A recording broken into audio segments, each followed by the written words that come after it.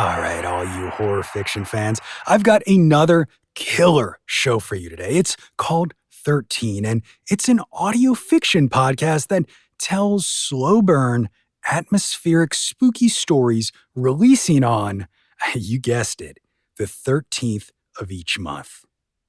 These are original stories only found on 13. They're not Reddit classics or creepypastas, and yeah, they are unique, eerie tales that are gonna stick with you. Stylistically, a little less Friday the 13th and more like the Haunting of Hill House. What you'll find is that you'll be immersed in an eerie universe of the supernatural, occult, and, of course, a haunted house or two. Now, in addition to their regular monthly stories, each and every October, 13 also does a 5-part series to celebrate the most wonderful time of the year, Halloween season. The episode you're about to hear is actually part of one of those 5-part series, the one that originally aired this past spooky season in October 2024.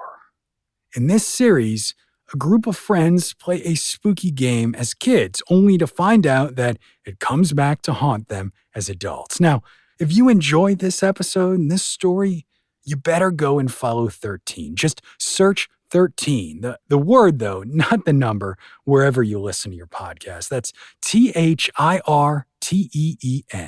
13.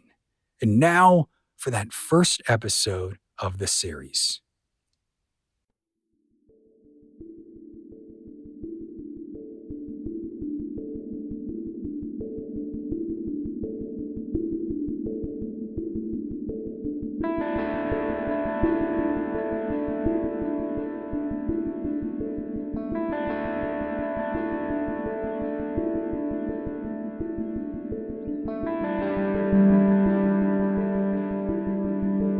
I grew up in a little town on the Ohio River, and when I was a kid, I was really involved at my church.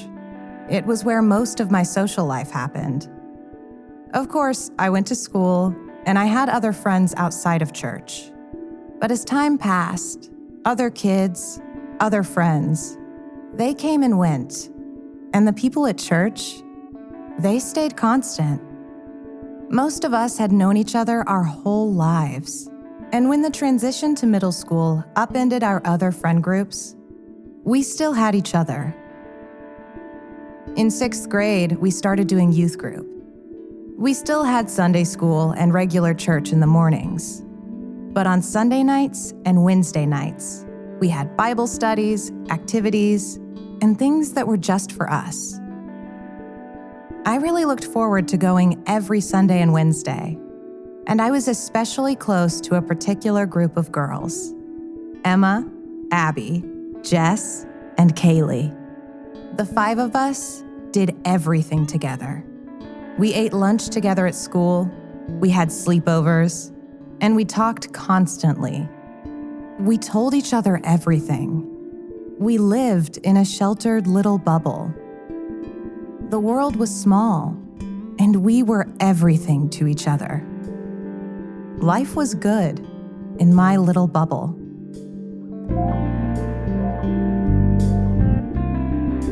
I was in 7th grade when everything started to change.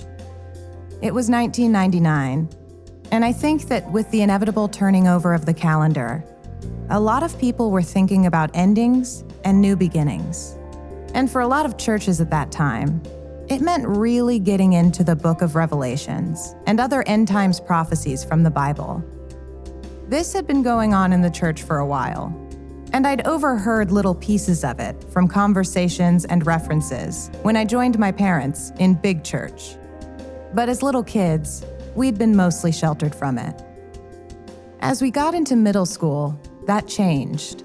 Some weeks we had guest speakers who talked about the rapture and the end of the world. Now that we were old enough to begin to understand it, we all went to the adult service to hear them on those weeks. And me and all my friends, we were beginning to think that the rapture and the end of days was coming any moment. And that change on the calendar from 1999 to 2000, that seemed like as good a place as any for something big to happen. Being a kid and believing you're living in the last days is complicated. After leaving church on Sunday morning, the second coming of Jesus felt real and imminent. It was the only thing that mattered. But as the week went on and Sunday service faded in my memory, I forgot all about it. We went to school and talked about growing up and what we would do as adults. On one hand, you're convinced the future isn't coming. And on the other, you have to prepare for it nonetheless.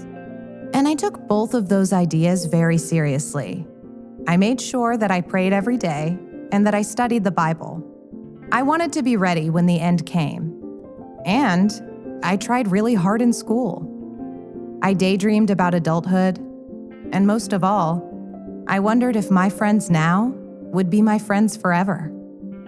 I couldn't imagine adulthood any other way. It's easy to hold on to both of these contrary thoughts when it's all you've ever known.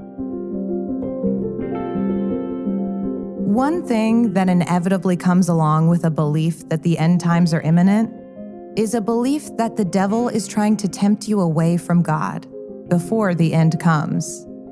There was this belief in the 80s that rock bands were hiding satanic messages in their songs, or that certain games were portals to demonic influence. It was called the Satanic Panic. And in a lot of places, that never completely went away. And, as the adults in church told us, if mere humans could recognize the signs of the end times, the devil could see them too.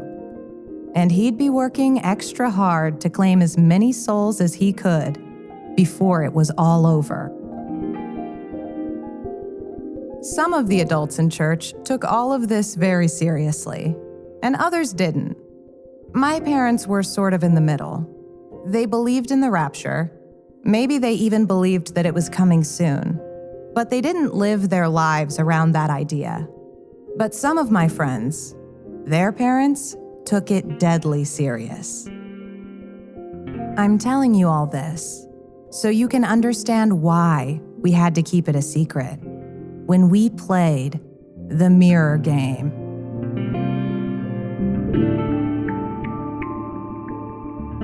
Emma was the first one to suggest the game. She taught it to us the summer between elementary and middle school. We learned it in her basement during a sleepover. And the point of the game was to tell you your future. She never told us where she learned it, but this is the way she taught us to play. You start by standing in front of a mirror and you ask a question. And if everyone does it right and everyone follows the rules, you should be able to see your answer in the mirror. Everyone had to agree on a question ahead of time, and you had to ask the same question as everyone else. Then, one by one, you had to walk into a completely dark room by yourself. The room has to have a mirror in it. A bathroom is usually perfect, since it has a mirror and usually doesn't have windows. You could only have a single flame for light. It could be a candle or a lighter. It didn't matter. You look into the mirror and ask your question, the same one as everyone else. And then you're supposed to see your answer. Now, if the game is to be believed, you're seeing something in the mirror because something is showing it to you. Some kind of spirit. So Emma taught us that before starting, we had to protect ourselves. It sounds pretty occulty for a bunch of kids who are afraid of demons, but you have to understand, even though this kind of stuff scared us, everyone has a dark side. The game had to begin at midnight. If you were even 1 minute early or late, it wouldn't work. The rules for protecting yourself from the spirits went like this. When the game begins, you have to sit or stand in a circle, holding hands. This creates a ring of protection. Then you have to tell a secret, something you've never told anyone before. This shows the spirits that you have perfect love and perfect trust, and they can't divide you. I loved playing the game. I got a rush of adrenaline when we turned off the lights and each lit our candles in Emma's basement. When we held hands and told our secrets, it felt intimate and magical. Was I worried about demons and the devil? Sure. But I was never really and truly afraid when all of my friends were together. And by the time our story really begins, when we were in the 8th grade, we'd been doing it for a couple of years, and nothing had happened yet. But just to be on the safe side, I always said a little prayer afterward, just in case.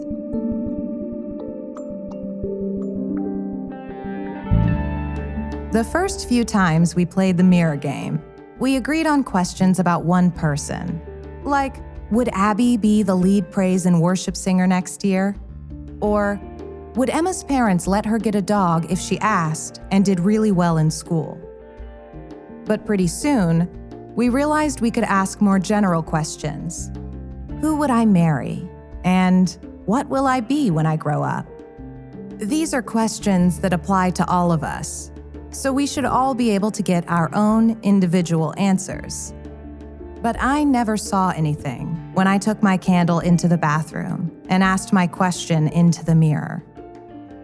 All I got was the fear that something or someone would walk out of the darkness behind me. And that bothered me, because usually my friends did get an answer. They'd come rushing out and tell the rest of us what they'd seen. Then the next would go in, and a few seconds later come flying out, talking about how they were going to marry the boy they had a crush on, or that they'd be a rich doctor with a big house. I made things up, so I wouldn't have to say that nothing happened again. Every now and then, one of the others wouldn't see anything. Emma came out dejected when we asked who we would marry, saying that it must mean she'd end up all alone. Even so, they all saw nothing some of the time. I always saw nothing. Was I doing it wrong? Even though the game didn't seem to work for me, I still loved playing it. The intimacy and the closeness that I felt with them, that was the real value of the game for me.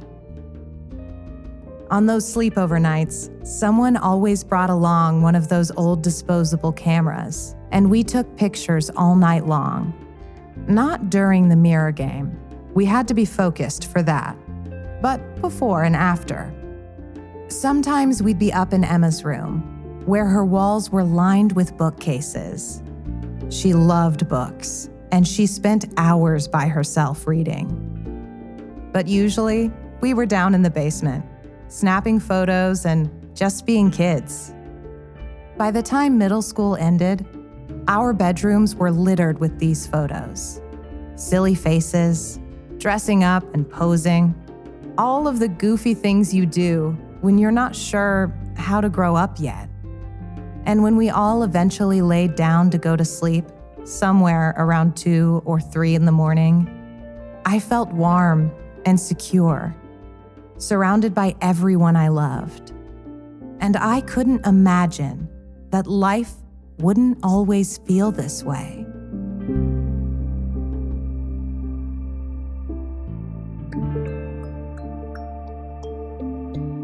Our church had lock-ins for the youth group a couple of times a year, once over summer break and another during winter break. I loved lock-ins. It was like one huge sleepover for everyone in youth group. There was food and games, and when it got late, it was time to set up camp. It wasn't really a camp, but that's what they called the sleeping areas. The boys all set up their air mattresses in the fellowship hall on one side of the building, and the girls would go upstairs and walk the winding hallways all the way to the other side of the building. And we'd set up our camp in a few Sunday school rooms, with about 6 girls to a room. And obviously, our little group tried to end up in the same room. At one of these lock-ins, during the summer after 8th grade, we stayed up late, waiting until all of the adults were asleep. And we snuck out of our room. We tiptoed down the hall. We crept out of the Sunday school wing and to the main atrium, just outside the big sanctuary. We didn't turn on any lights for fear of an adult noticing. The ceilings were tall in this part of the church, and there was a lot of glass, letting in a mixture of bright street lamps on one side and cool moonlight on the other. We stopped just outside of the restroom doors. We were here to play the mirror game. I thought back to the last time we played. It was a sleepover at Jess's house. I always loved those because she lived by the river, and we would sometimes sneak out onto an old railroad bridge. When we played at Jess's house, we'd asked how long we'd live. Jess had come out with the highest number, 99 years old. Emma had come out with the lowest, 34 years old. Guess I'll just have to make the most of it. She didn't sound too worried about it. The time before that was another sleepover at Emma's. We'd asked who we would marry, and Abby said that she saw her and Tyler Webb standing side by side at the altar. Abby had been in love with Tyler since she was old enough to like boys. Do you think he really likes me? The rest of us ignored her. Jess spoke up next. I saw someone, but I didn't recognize him. I probably haven't met him yet.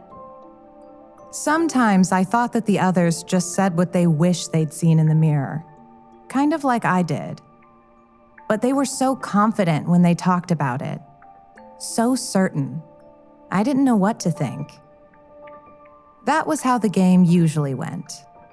But the night at the lock-in, we were playing the game for the first time at church. We stood outside the bathroom doors. Abby had brought one of her dad's cigarette lighters to use as the flame. We watched the clock on the wall above the sanctuary doors. Finally, the hour and minute hands were both pointing directly upward. It was midnight. Okay, everyone get in a circle.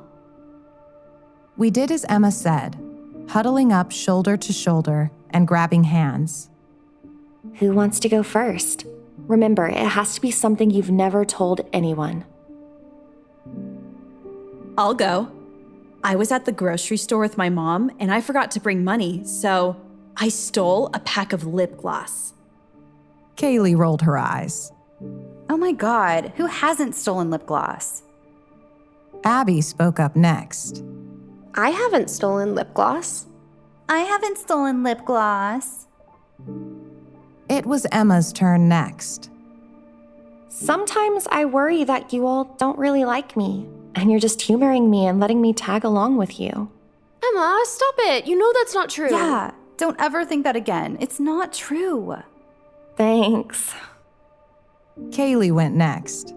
I snuck out this week and was supposed to meet with Josh, but he never showed. Ooh, what were you gonna meet him for? Gross. And then it was my turn. I'm afraid of growing up because I don't want us to all grow apart.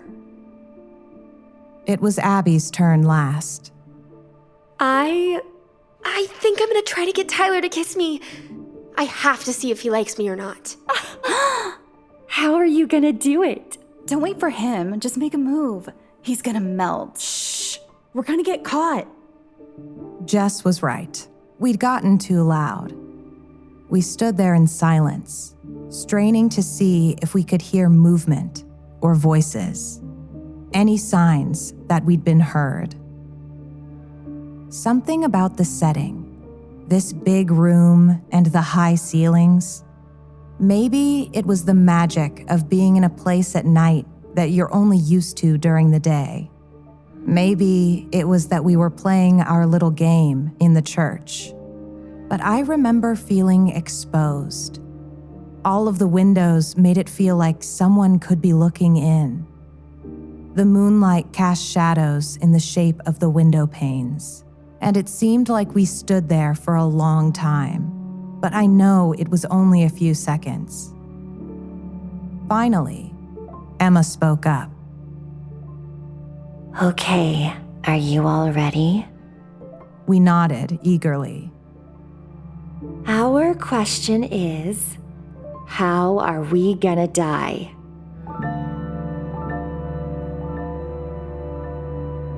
One by one, we took the lighter and walked into the bathroom.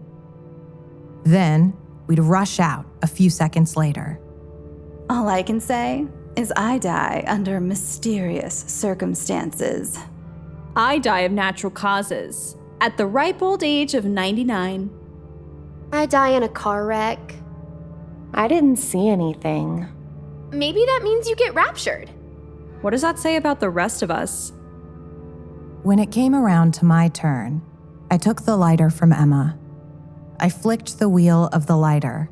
It lit up on the second try. I always loved and hated this part. Walking into the bathroom, the bright flame on one hand, and my eyes trying to adjust to the dark on the other.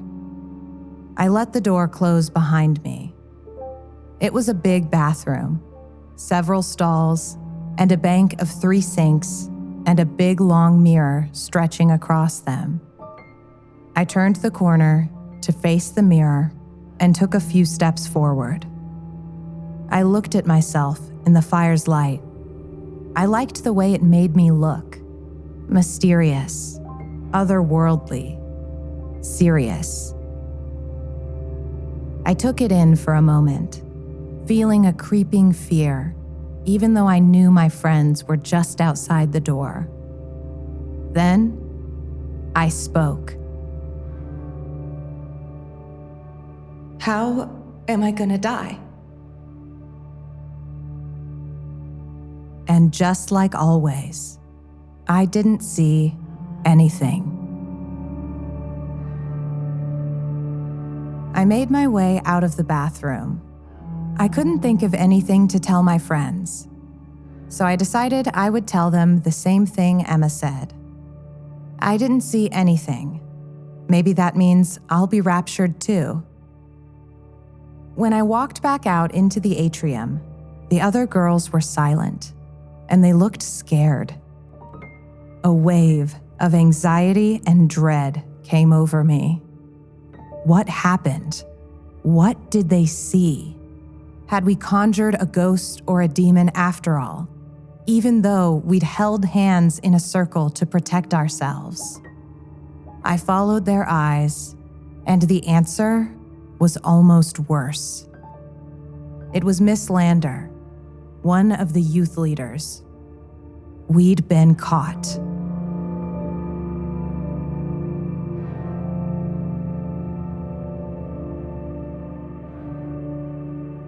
After we were caught, we were sent back to the girls' side of the building.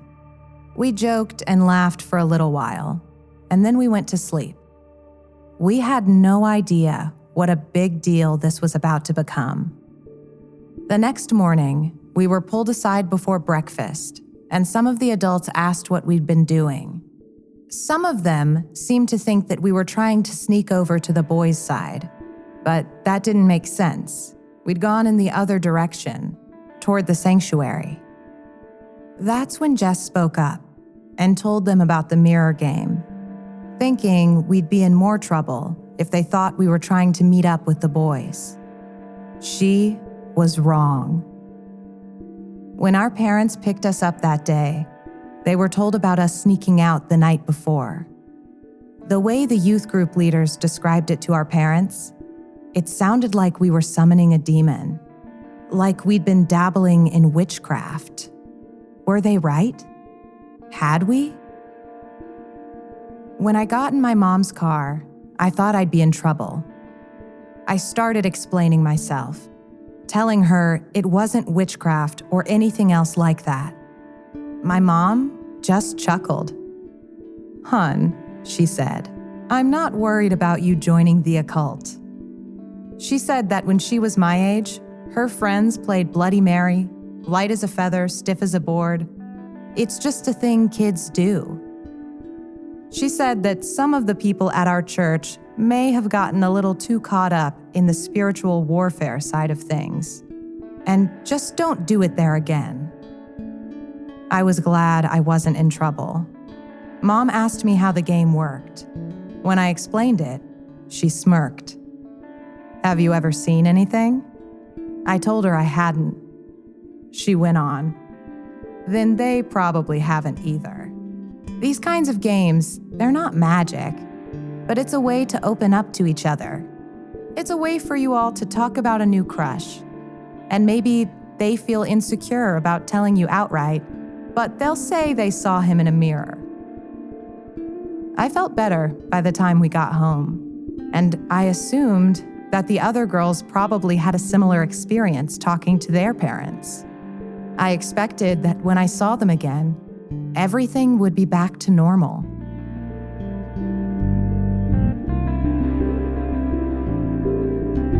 Since it was summer, the next time we were all together was at church the next weekend.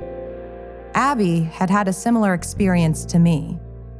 Her parents weren't too worried about it, but it had always been Abby's dream to work at the church one day. And her parents warned her that she should start showing that she's a good example, even now. But Emma, Kaylee, and Jess, that had been a different story. Their parents took it deadly serious. Like I mentioned before, the satanic panic didn't go away in some parts of the country.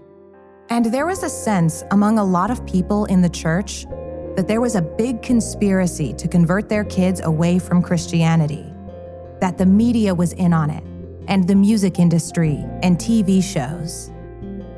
Emma, Jess, and Kaylee had their music and TV privileges taken away. For a few weeks at the beginning of the summer, we didn't even see each other outside of church, and they weren't supposed to talk to us. When we were home alone during the day, we'd all talk on the phone, but that was it. It wasn't until after the 4th of July, when all of their parents relented. We had our first sleepover since the lock-in at Emma's house, but her mom made her leave the basement door open so they could hear what was going on down there. As it got later into the night, Abby finally broached the question. So, do you all want to pick a question for the game? Emma, Jess, and Kaylee shared a series of glances between each other. Then Emma finally spoke up. I don't think it's a good idea.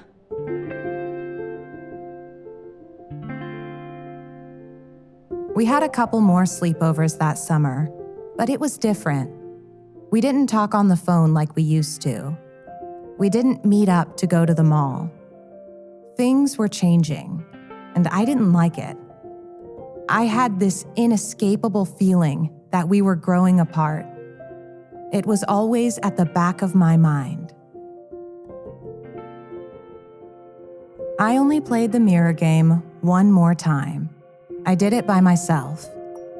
Even though I hadn't seen anything in the mirror all of those other times, I guess I was just feeling anxious. The last night of the summer, the night before my first day of high school, I sat awake in my bedroom. I had turned out the lights. I needed my mom to think I was asleep. And I looked around the room, the silvery blue light coming through the window blinds. My closet doors were the kind that folded outward, and they stood open across the room. Inside, the closet was pitch black, out of reach of the light from the window. My alarm clock said 11:50. It was time to get ready.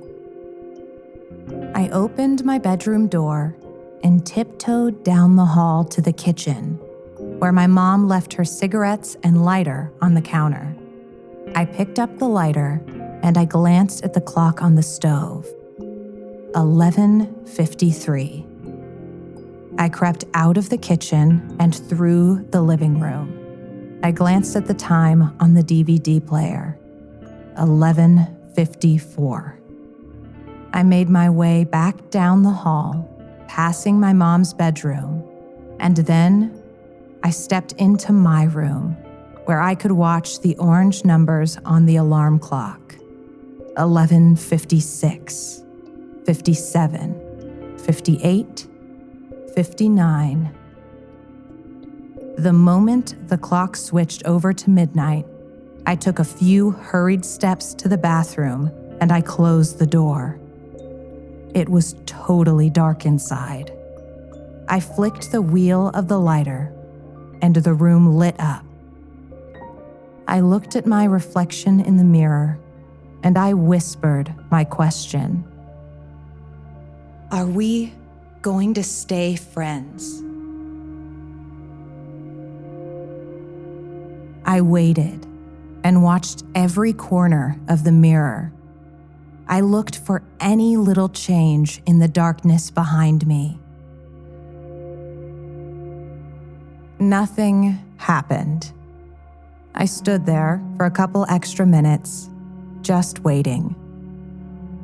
When the wheel of the lighter got so hot that it was burning my thumb, I gave in to the idea that none of this was real.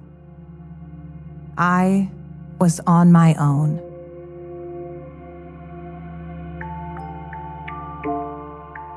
Just like all the times before, I crept to the kitchen again and put my mom's lighter back where it belonged. Then I went to my room and crawled back into bed. It was 12:07.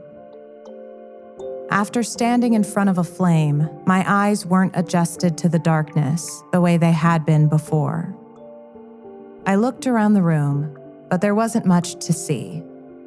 The closet door was closed. It had been open before. Had I done that? Closed it absent-mindedly as I paced the room, waiting for the clock to strike midnight? It didn't matter.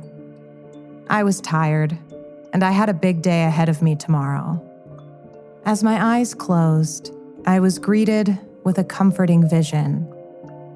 In that space between dozing and dreaming, I saw the 5 of us. We were older, our parents' age. We were all in a living room, my living room. We were drinking wine, which seemed funny to me for some reason. Maybe this was just a rough patch, but it didn't mean it had to last. Maybe we really would be close forever.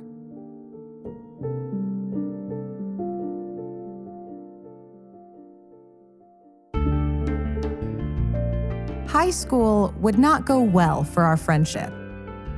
Over the next 4 years, we grew apart. Thinking back to those pictures we used to take at our sleepovers, I can see that it was already happening way before we realized it. And the things that my friends had wanted and that they said they'd seen in the mirror game, they didn't come true. Kaylee had always wanted to be a hot girl, but her parents would never let her lean into that side of herself. So she packed a change of clothes in the morning and changed before she got to school. She wore revealing tops and form-fitting jeans, and she got a reputation around the school, even though I don't think any of it was true. Even so, she reveled in the attention. Abby wouldn't go on to marry Tyler Webb.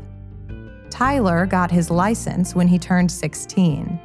The first week after he had a car, he pulled onto Kaylee's street at night.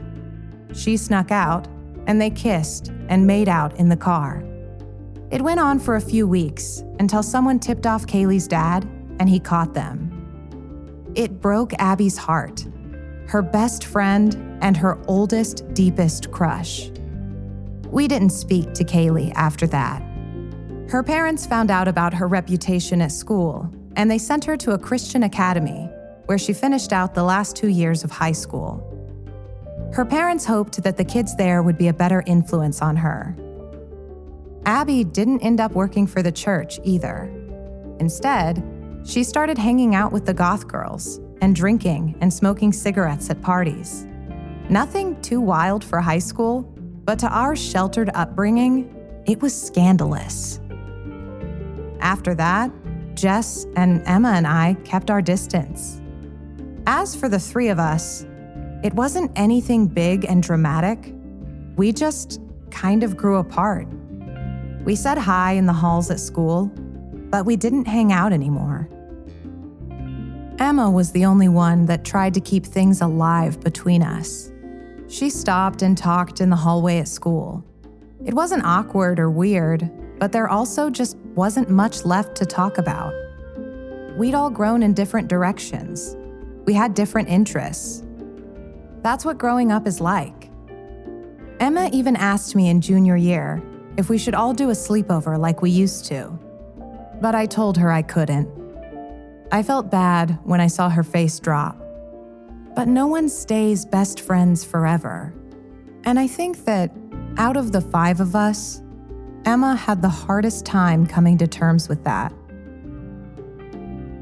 On holidays, when all of our parents would make us go to church, the 5 of us would all show up, and we'd sit in different parts of the big sanctuary, all spread out, all on our own.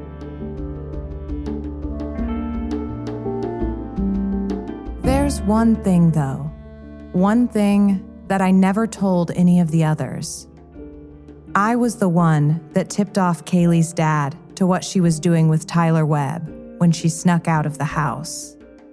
I let it slip at church when he was standing nearby. I'd found out about her and Tyler, and I was so furious at her. Furious that she would do that to Abby. But I didn't know that it would mean she'd get pulled out of school. I didn't know she'd have to endure the looks and glares of all the students and teachers at her new school. Looks that said, "I know exactly why you're here." Knowing what I know now, I don't think I would have done it. But some things can't be undone.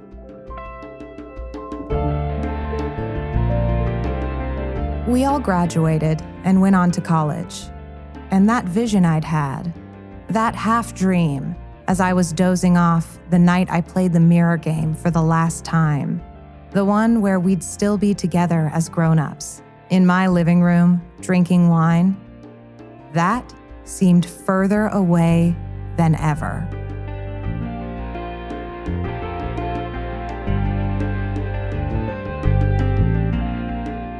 As the social media age arrived, Emma and I reconnected early on. She was in Louisville like me, and much later, in her late 20s, she'd make a fresh start for herself in Chicago. Next was Jess. She was in Cincinnati, and over the years, I'd watch her grow more and more influential at her practice, and her salary, house, and lifestyle all grew accordingly. Next, I reconnected with Abby, who'd grown out of her goth phase long ago, and moved back to our hometown after college at the University of Kentucky. Kaylee was the last to get back in touch. She'd ended up in California, and by the looks of it, she was living her best life. Her feed was all beaches and restaurants and gorgeous selfies. By the end of our 20s, all of us had reconnected online in some fashion or another. Everyone was following or friends with everyone else, except for Abby and Kaylee. I guess some betrayals are harder to get over than others. And life just kept on moving. We weren't best friends anymore, not even close. We didn't DM or comment on each other's posts. We were adults, out in the world. And we were far removed from the lives we'd had when we were young, back when the world was so small. back when we were everything to each other. That brings us to the present. It had been a long time since middle school and high school.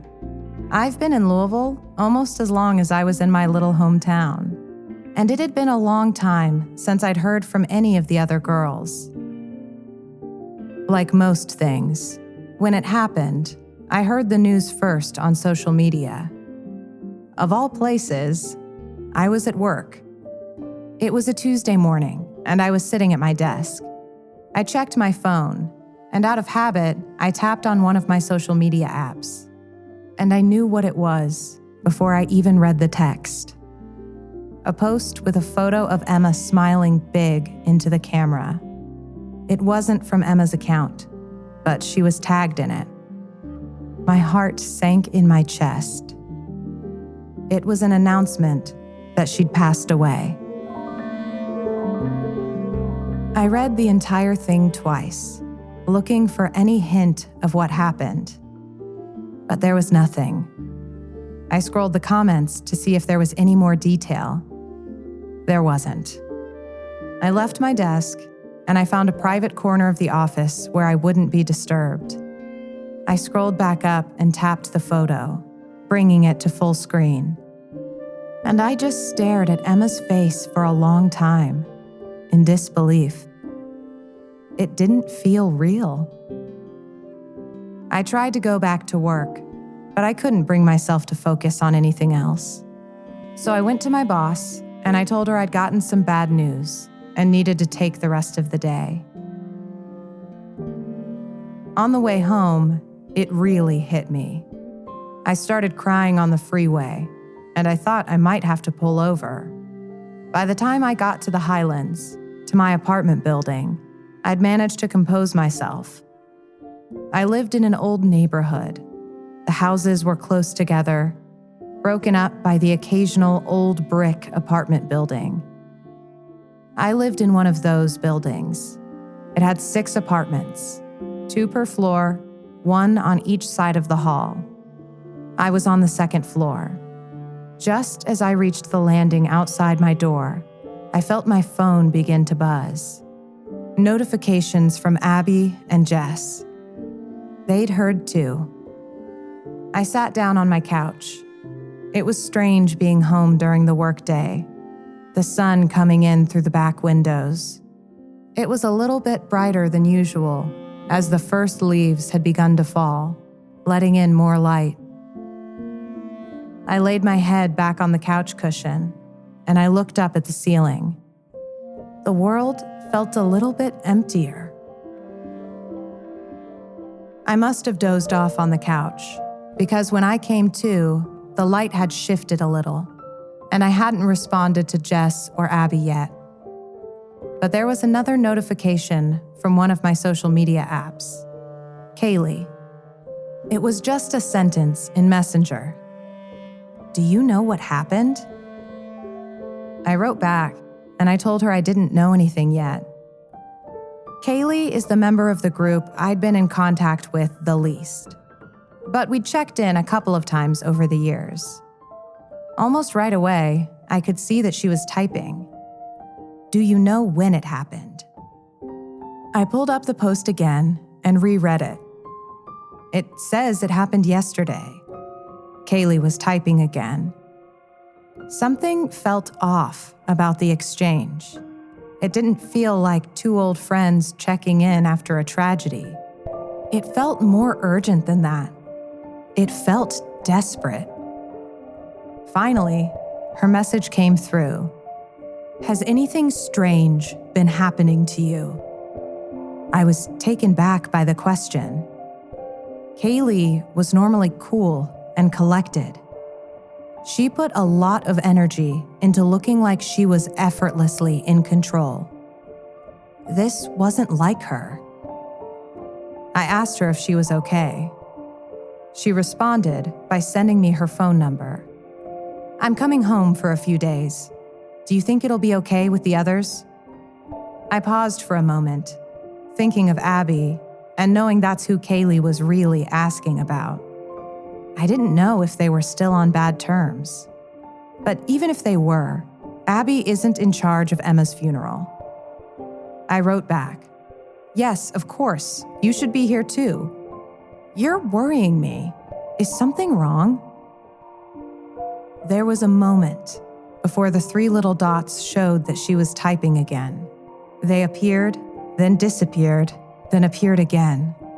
I could sense the hesitation. Finally, her message popped up, and I couldn't believe it. Kaylee said, "I saw her last night."